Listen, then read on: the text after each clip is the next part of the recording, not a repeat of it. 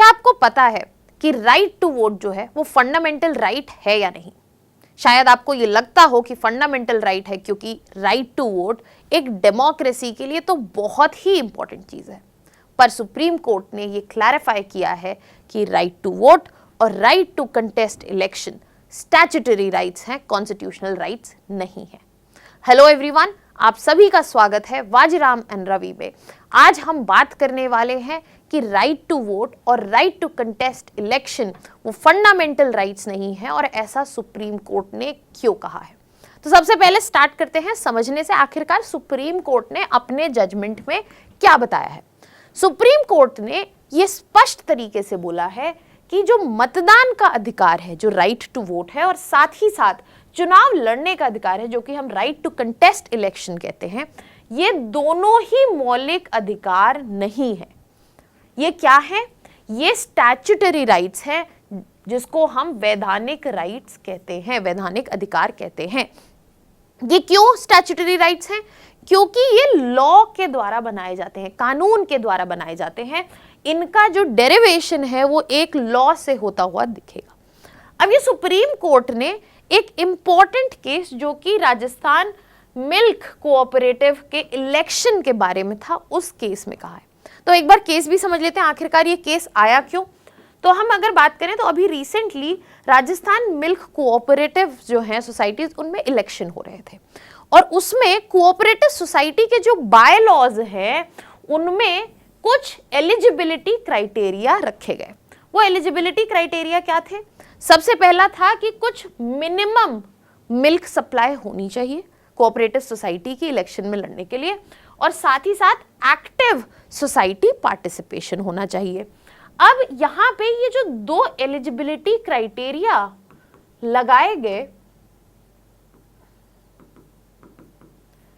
सहकारी उपनियमों के द्वारा, वहां पर कुछ कोऑपरेटिव सोसाइटीज को ये ठीक नहीं लगा और उन्होंने इस एलिजिबिलिटी को चुनौती दी कि ये जो नियम लगाए जा रहे हैं वो गलत हैं, वो वैलिड नहीं है। और ये मैटर कहाँ गया? ये मैटर गया हाई कोर्ट में। कहाँ के हाई कोर्ट में? राजस्थान के हाई कोर्ट में, जहां पे राजस्थान के हाई कोर्ट ने इन समितियों का समर्थन किया और कहा कि ये जो नियम हैं ये गलत हैं और इनको निरस्त किया जाए, इनको हटा दिया जाए, ये इनवैलिड है। ऐसा क्या बोला राजस्थान हाई कोर्ट ने। बट सेम अपील जब सुप्रीम कोर्ट को की गई तो सुप्रीम कोर्ट ने बोला कि ये जो एलिजिबिलिटी के रूल्स लगाए गए हैं, ये जो नियम लगाए गए हैं, उन्हें पुनः लगाया जाए, उन्हें फिर से लगाया जाए, क्योंकि ये वैलिड है और सही है। राइट टू वोट और राइट टू कंटेस्ट इलेक्शन जो है वो हमेशा एलिजिबिलिटी और डिस्क्वालिफिकेशंस के साथ हो सकता है, क्योंकि अगर एक लॉ, एक कानून के द्वारा हम उसे बना रहे हैं तो वो कानून जो है वो मॉडिफाई हो सकता है, वो चेंज हो सकता है, उसमें ये चेंजेस लाए जा सकते हैं। और इसीलिए सुप्रीम कोर्ट ने ये प्रॉपर क्लैरिफिकेशन दी कि मतदान और चुनाव लड़ना मौलिक अधिकार क्यों नहीं है। सबसे पहला कि भाग 3 जो है हमारे संविधान का, जिसमें हम मौलिक अधिकारों की बात करते हैं, उसमें कहीं पे भी ये नहीं लिखा गया है कि आपका मौलिक अधिकार है मतदान देना और चुनाव लड़ना। आपको मतदान देने का अधिकार और चुनाव लड़ने का अधिकार कहां से मिला है? जो निर्वाचन कानून बने हैं वहां से, और साथ ही साथ जो कॉम्प्लीमेंट्री लॉज बने हैं वहां से। तो इसका मतलब है कि अगर सरकार कुछ इसमें रेगुलेशंस जोड़ना चाहे तो वो जोड़ सकती है, कोई प्रतिबंध लगाना चाहे तो लगा सकती है, और इसे अमेंड करना चाहे तो भी कर सकती है। साथ ही साथ सुप्रीम कोर्ट ने 2 और इंपॉर्टेंट क्लैरिफिकेशन दिए हमें। सबसे पहला था कि मतदान और चुनाव लड़ने में अंतर क्या है अधिकार की दृष्टि से। तो अगर हम मतदान के अधिकार की बात करें तो यहाँ पे हम सिर्फ मूल भागीदारी देखते हैं, इंडिविजुअल लेवल पे देखते हैं, और एक दायरा जो है वो बहुत बड़ा है, व्यापक दायरा है, वाइड है। इसके अलावा जब हम चुनाव लड़ने का अधिकार देखते हैं तो यहाँ पे अधिकार जो है उसका लेवल जो है बढ़ जाता है, वो उच्च स्तर का है। यहाँ पे एक लिमिटेड लोग होंगे जो इसके लिए एलिजिबल होंगे, और साथ ही साथ यहाँ पे एलिजिबिलिटी जो है वो भी बढ़ जाती है।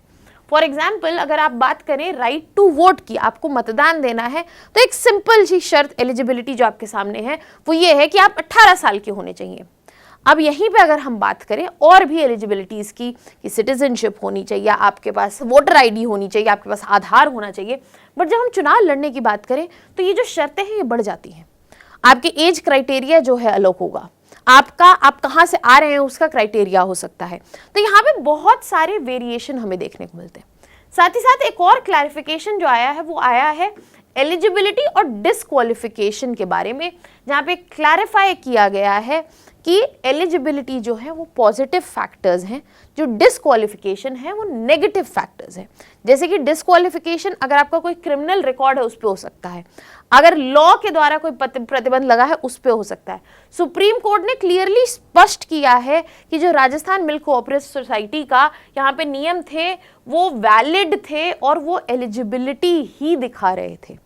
साथ ही साथ अगर हम यहाँ पे एलिजिबिलिटी की बात करें, डिस्क्वालिफिकेशन की तो हमने बात करें, एलिजिबिलिटी की बात करें तो बेयर मिनिमम पार्टिसिपेशन की बात की है, एक्टिव पार्टिसिपेशन की बात की है, और इससे ये इंश्योर होता है कि जो इलेक्शन लड़ने आ रहा है वो एक सूटेबल कैंडिडेट है, गंभीर कैंडिडेट है, जो कि सीरियस कैंडिडेट है। अब यहाँ पे हमें सारी क्लैरिफिकेशन मिल गई। तो यहाँ पे मैं ये भी बताना चाहूँगी, ये केस सिर्फ राजस्थान मिल्क कोऑपरेटिव सोसाइटीज और उनके एलिजिबिलिटी नॉर्म्स के बारे में नहीं था, ये रोल ऑफ कोर्ट के बारे में भी था, क्योंकि यहाँ पे right to vote and right to contest election जो है वो मौलिक अधिकार नहीं है। और साथ ही साथ इसमें जो कोऑपरेटिव सोसाइटी है, अगर हम यहाँ पे आर्टिकल 12 के हिसाब से देखें तो वो स्टेट के अंडर नहीं आती है। स्टेट की जो डेफिनेशन है आर्टिकल 12 में दी हुई है उसके अंदर नहीं आता है। तो यहाँ पे अगर रिट पिटिशन की हम बात करें तो वो हमेशा लागू नहीं होगी और उसके बेसिस पे हम सीधा हाई कोर्ट नहीं जा सकते। अब अगर ऐसा नहीं हो सकता है तो कोर्ट कैसे आएगी इस पिक्चर में? कोर्ट के आने के लिए एक वैकल्पिक व्यवस्था है, जहां पे पहले आप रजिस्ट्रार के पास जाएंगे, जो अपील मैकेनिज्म है उसको फॉलो करेंगे एंड देन रेगुलर कोर्ट्स के थ्रू ये मैटर रिजॉल्व होगा। हर बार ये पॉसिबल नहीं है कि जो अदालत है वो सहकारी समितियों में हस्तक्षेप कर सके, और क्यों नहीं कर सकती इसका रीजन हमें क्लियरली यहां से मिल रहा है। आई होप आपको इस टॉपिक पर क्लैरिटी मिली होगी। अगर आपके कुछ डाउट्स है तो आप कमेंट सेक्शन में डाल सकते हैं। एक डिटेल्ड पीडीएफ में आपको इसके नोट्स जो हैं पिन्ड कमेंट्स में मिल जाएंगे। I will be leaving you here with the prelims practice question, ताकि आप इसका आंसर जो है कमेंट सेक्शन में मुझे बता सके। That was all from my side. Thank you so much.